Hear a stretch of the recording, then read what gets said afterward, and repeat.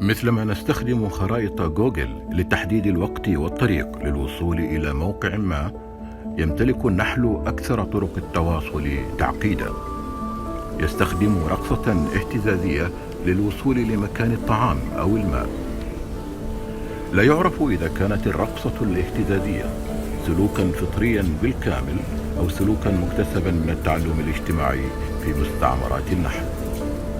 عرف العلماء أن النحل يبدأ البحث عن الطعام والرقص بمتابعة النحل المتمرس عندما يبلغون من العمر 8 أيام، ويطيرون للبحث عن الطعام لأول مرة عندما يكون عمرهم ما بين 9 إلى 10 أيام. يرقص النحل في سلسلة من الحلقات على شكل رقم 8. تتغير الزاوية والطول لكل مسار مع تغير اتجاه الطعام والمسافة التي سيقطعها النحل للوصول إليه.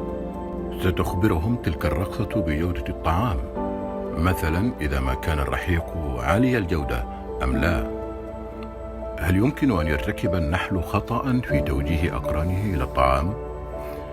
قد يصعب على النحلة الراقصة الحفاظ على زاوية ومدة الاهتزاز الصحيحتين، وعادة ما يكون الاهتزاز في ظلام دامس وعلى سطح غير منتظم.